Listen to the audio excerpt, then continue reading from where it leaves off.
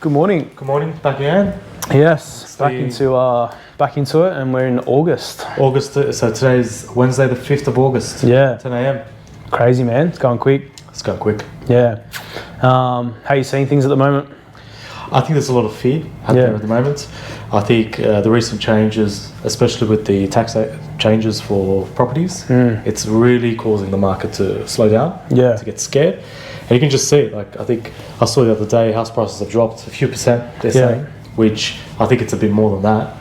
And people are still buying, don't get me wrong. I think people are rushing for the SMSF acquisitions into Resi, which finish this weekend. So I think for that reason, we're seeing a little blip up in the market where there's activity happening, but I think it's going to start next week. Yeah, I think you're right. It's interesting that you say that, like, they're saying that, house prices have only dropped like 1% or 10% over the month or 3 months or whatever it is. But like, when you look at like some of the registrations for auctions, because I follow this real estate agent who's been in the game for like 30 years. Tom Panos. Yeah, that guy. Yeah. He was saying that like he had 12 auctions over the weekend, and not only did he not have any bids, he had no registrations. No. So like, when you look at that, you look at those people that own those homes that are having to sell, like their house is worth nothing. Well, something's only worth what someone else is willing to pay. Right. So I think the market is disconnected now. I think sellers especially are not realising the changes, the impact it has had. Yeah. And they need to readjust their prices down. Yeah. And that's it, because it will get sold, but you're just asking for too much. Yeah. And at the moment, because the changes are fairly new, people still need time to digest, go through it, work out what's the impact to them, if they buy, if they sell or whatever. They speak to their advisors. That all takes time. So I think that period of uncertainty is what's causing the market to stop. Yeah, it's pretty frightening for people that need to sell their homes, especially like we've brought this up before, but we saw that the first home owners who got into the 5%, they were on the news, like they brought it up on the news yesterday, which we've been talking about for a few weeks now, about how they're negative equity and of course they're pretty much down on their first property. Yeah, look, it's a bit disheartening for them. Yeah. Because you want to get into the market, you want to buy a home, the Australian dream, all of that stuff. But if you're only putting 5% down, I don't think it's enough, to cover things like this. Like, they're talking about another rate rise, which probably will come. Yeah. I don't think it will come next week because, we'll talk about it in a second, but the fuel excise has been removed, prices have jumped. I think that's going to cause a natural break on fuel anyway. And so for those first home buyers who are already in negative equity, who probably had 4 rate rises, and on top of that, maybe another one. Yeah. It's looking a bit gloomy. Well, it's really hard to tell like what the Reserve Bank will do, because like it all really comes down to what happens with oil. 100%. Because we had data that inflation's gone back down to 3.8% from 4.1, I think it was, which is pretty significant drop. But that was off the back of oil being at a certain price, right? And now the war is really uncertain. We had the 60-day ceasefire. That's finished. We've apparently got another deal coming over the next 2 days. This is what, the 50th deal? Who fucking knows how many deals it is, but like nobody knows what the Reserve Bank's going to do. We do know that if we do see inflation go up and interest rates go up or whatever it is, they've got to print money to bring them down. But the problem with that is all the jobs data and things like that. So it's really hard to tell what's going to come next. Well, they cut the excise, so naturally inflation is going to jump up. Yeah. Because now one of the biggest components of the inflation data is oil and petrol, fuel or whatever. So if that goes up, inflation is going to come back. So it's like really quick. Really quick, because literally they just turned it off on Sunday. Well, cheapest petrol now, 91 is $2, like $1.90 something. Yeah, so my way I've seen 210 is the cheapest. Yeah. You're like, fuck. And diesel's 250. 250. Yeah. So now it depends what the RBA is going to do. It's like they know inflation is coming back.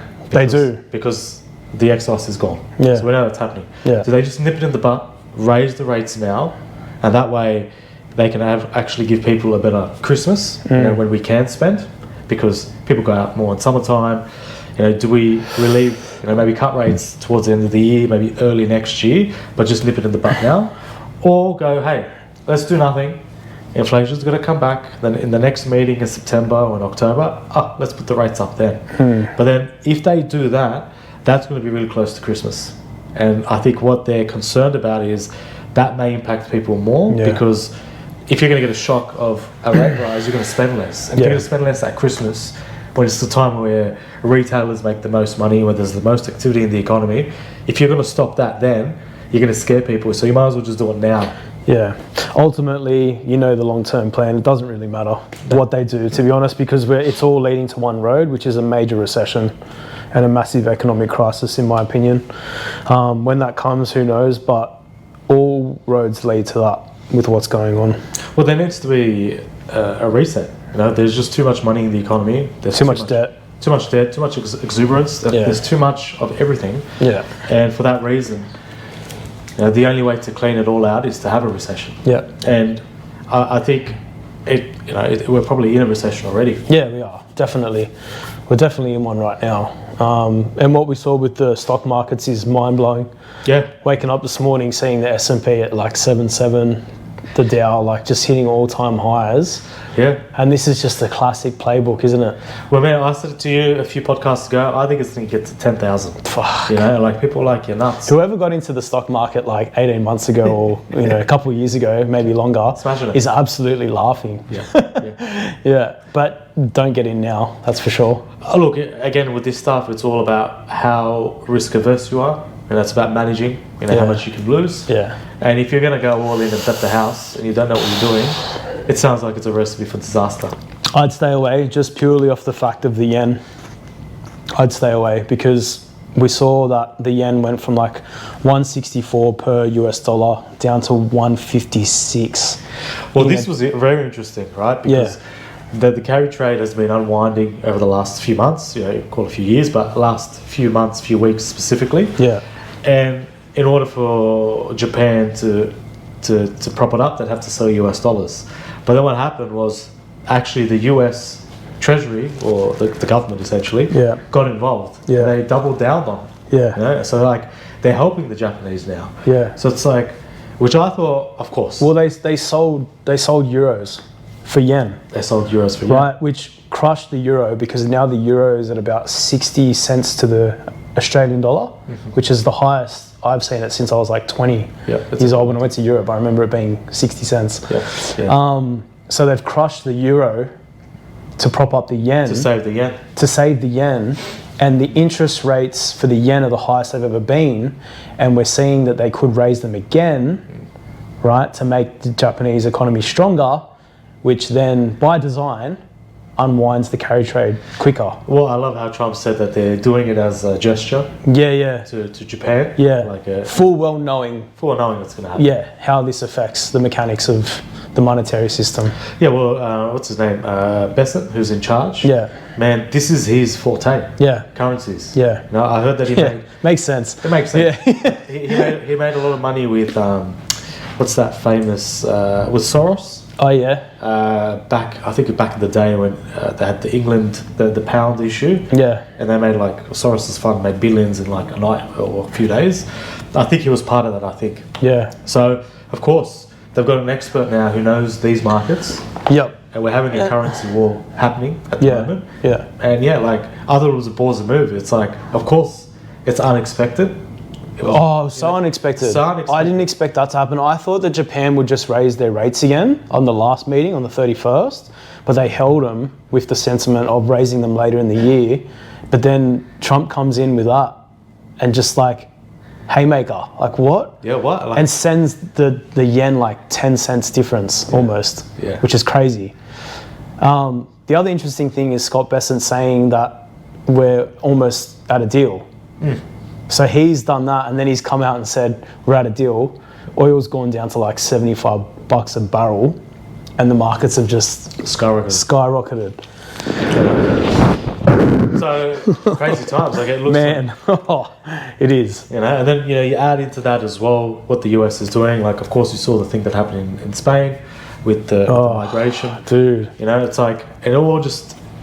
It's all starting to fall in place as well. Well, crushing the euro with the the trade in the yen, and then obviously the immigration stuff where 30,000 immigrants migrated Yeah, I heard it was overnight. 60,000. 60,000? Who knows? Yeah. The number's huge anyway. Who knows, yeah. When the hell, when have you seen that? Oh, it's insane. I've never seen it in my whole lifetime. It was like a scene from one of the zombie movies, you know, like, Yeah, World War Z. like people just running, and I was like, what's going on? Yeah. I feel sorry for the locals. Yeah. But like, then also like, you know, for that many people to go in one night, something had to be said. There had to be an incentive. And I saw that the Spanish Parliament made some sort of rule where there was a bit of a loophole, whereas if they went by land, they were going to get sent back or detained or whatever. So they just went by sea. They went around the water. Which was nuts. Which is crazy. You know. But this is also fueling things back home. Like you see Pauline's back on top. She's the preferred PM. Yeah. You know, because it's like this whole immigration issue is happening all across the world. People are getting worried that it's going to happen here. We are a bit protected because we are an island, you know, so, and we're far away from anything. So no one can just swim here or just walk across. If you come here, you have to come by plane. By plane. You know, so that's why we're a bit protected. But yeah, you can see, you can see the Australian public seeing all this stuff. The interesting thing though, I saw actually that the Albanese, he allowed Europeans a 4-year visa. Okay. I don't know if you saw that. No. It's kind of been on the hush. It hasn't really been on the news or anything like that. It actually popped up on my social media, where now it's a lot easier for Europeans to come over here. Okay. So we may see a massive influx of, you know, European people leave and come over to Australia because it's easier. Okay. Well, it's very easy to say for New Zealand to come in. Yeah. You know, I'm sure there's other countries where they have these treaties that happen. Like I think they did one with India recently as well. So people are coming in. Yeah. Well, it's going to continue for sure. Yeah. And especially now you've got house prices dropping. It's one of the reasons that house prices have increased so much because migration has been so high.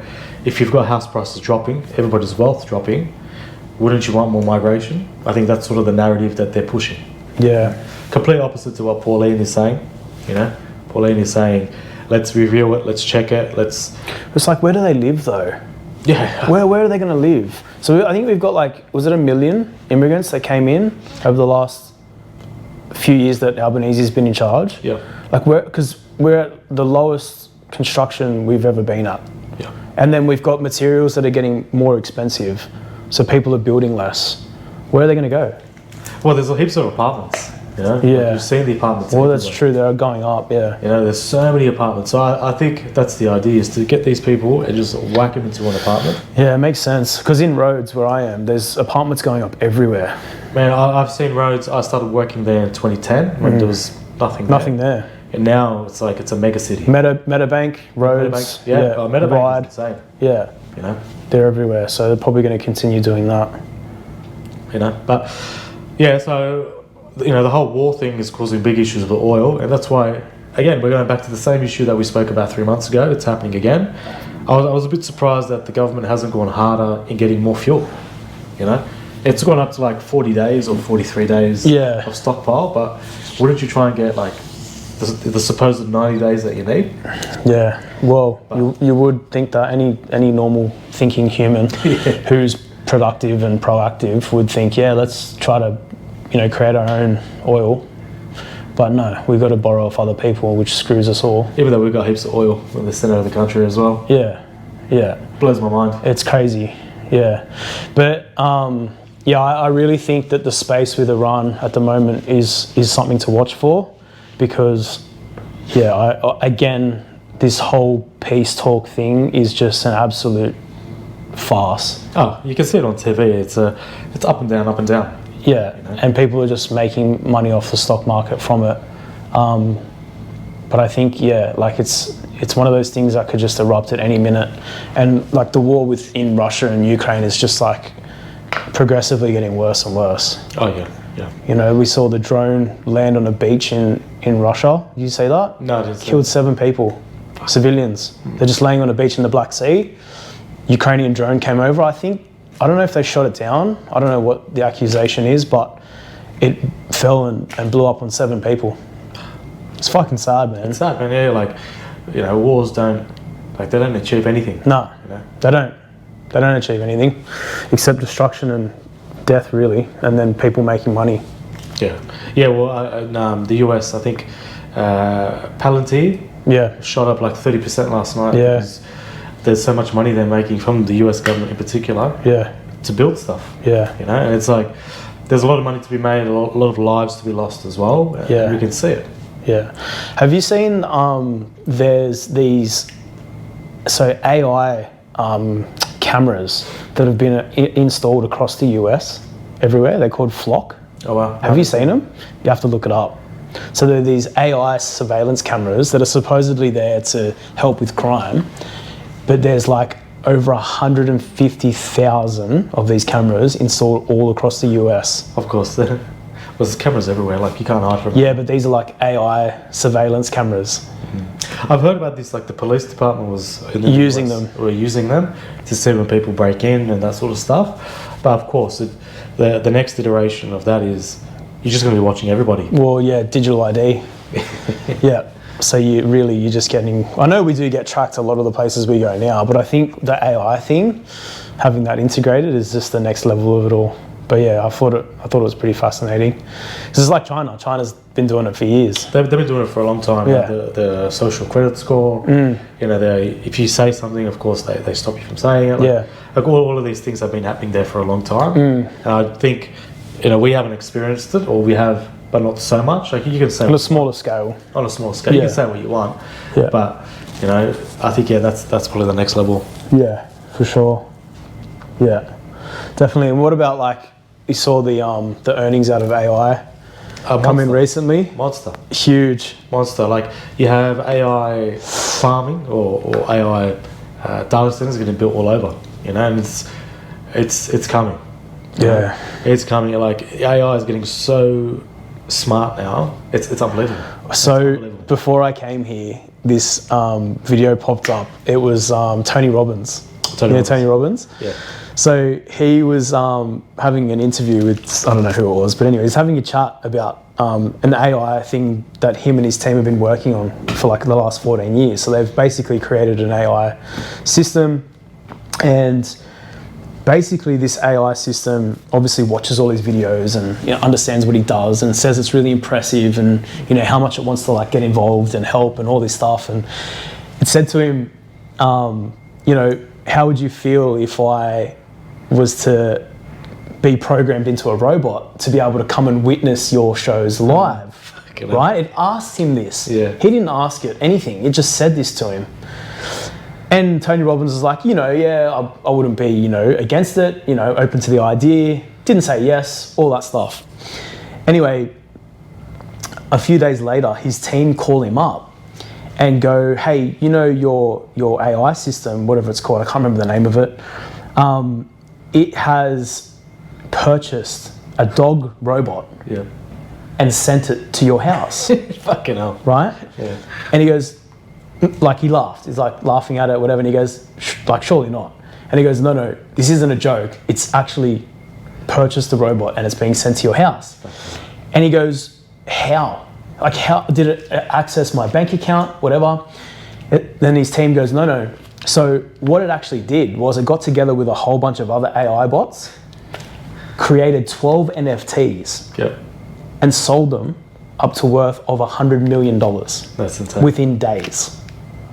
Bought a robot and sent it to his house and asked if it could be programmed into the robot. Fuck. This is a true story. Fuck. It's insane. Like, what the fuck? Like, what do you mean? Man, the intelligence that's coming from these systems, like you're going to have cars that drive themselves, right? So imagine the compute power that these things have. So now it's going outside the realm of what we see as normal and doing that. Like so autonomous. It's autonomous. Yeah. But the fact that they can like think and get together and then like just creating 12 NFTs. How? Fuck. Well, NFTs are all, you know what NFTs are. Yeah. But like then to go and sell them and make that much money. It blows my mind, Like they just created their own economy. Like their own financial system within a system. Automatically. And we had, like, no one knew until they ordered the robot. And then it tracked back. So imagine the stuff that we're not seeing. Correct. You know, like, of course, everyone's got OpenAI, ChatGPT, Claude. At a very basic level, you input stuff into it, it reads your emails and does all that sort of stuff, right? Fine. But imagine the stuff we're not seeing, what it can do. And then wait till we have digital ID. Yeah, well, look, man. I think we're I don't know. at digital ID already. Well, digital ID is here in Australia now. So I think if you, like, because I had to change my mobile number, now it's like to update my number, I actually have to go in and do digital ID. Yeah. And to get around that, I've got to call MyGov or whatever and ask for it not to be done. So yeah, it's already here. Well, most people, like anyone that uses MyGov, it is digital ID already. Yeah, to a certain extent. Essentially, right? Yeah. Like, it's controlled by the government. If you want to access certain systems, you have to have a digital ID. You know? And I think they'll integrate that definitely into the banking system next. Banking system, yeah. They'll do it. And that's why you've seen all the anti-money laundering stuff which has come through. That just started on the 1st of July. Yeah. And it slowed the process down for a lot of people doing acquisitions. Yeah. You know, like, and you got to think about it like this. It's like you're getting the bank to do verification. You're getting the lawyer to do verification. You're getting the accountant to do it. You're getting the mortgage broker to do it. Right? They get the real estate agent to do it. And you're like, this person is getting verified so many times by so many different people. And it's crazy to think that, like, you aren't who you say you are unless you're verified. Yeah. Yeah, well, if you understand why they're doing it, you know, they want to track, they want to see where the money is coming from. I get all of that. But it's like, wouldn't you just let the bank do the verification? Because the bank is the one that holds the money and sees the money. Instead, now you're pushing it onto, especially a lot of small businesses that have to do it, you know, themselves. It's like, it's an additional cost, it's additional process work, it slows the whole thing down. Yeah. You know? Yeah. It's built for us to see it as convenient when really it's just about control. Well, that will be the solution. The solution will be the idea, like the MyGov idea. Because there's wars going on and like, you know, just drama, like they need to know security wise. Probably. All that sort of stuff. Yeah. So, and like, I'm sure in the future what will happen if you buy a house, you got to verify yourself with whatever they call it. Yeah. MyGov or whatever they call it. And then each of the different parties involved will be able to access it to see if you're verified or not. That's probably what's going to happen next. Fun times. Fun times. Have you done your census yet? No, well, the census comes out this week. I received the letter at home already. I think we've got to do it by next Tuesday. Okay. Yeah. Yeah, what happens, once every 4 or 5 years? Yeah, spare bedroom tax for sure. That's the first thing that came to my mind, was they're going to figure out how many people are living in the home and how many bedrooms are spare. Well, the data's there already. Well, it's there. You know, if you have a 2-bedroom, 3-bedroom, 10-bedroom, whatever it is, yeah. They're just going to go, well, there's how many people living? Because you're going to voluntarily tell them. Tell them, yeah. And then they'll be like, oh, they got a spare bedroom there, we'll tax that. We'll tax it, yeah. I don't know how they're going to do it, but everything. Oh, they'll do it. They'll do it. Everything is possible now. They'll do it. I'll make a bet. I reckon they do it. Anyway, see what happens. Australian politics, Albanese. Oh, look, he's on the ropes at the moment. He's on the ropes. Angus Taylor's down even lower now. Yeah, look, I think, man, Angus is not piercing through, eh? Like, No, I don't see it. And as extreme as Pauline is, Yeah. like with her views, I think people are seeing it as she's being at least authentic. You know, like, you know what you're going to get. Yeah. I feel like she's sort of doing what Trump did. Yeah. Like, you know what you're going to get with her, even though you don't really know what you're going to get with Trump. And she's making it out to look like, you know, she's going to be straight up, you know, all for the Australian public sort of thing. Yeah, well, the Victorian, you know, I called it. That's right. I called it a few podcasts ago. They're going to change leader in Victoria, and they did. They did, yeah. You know, they did that. Why? House prices have collapsed in Victoria. Yeah. The economy is not doing well. Yeah. They got the highest Crime. and crime.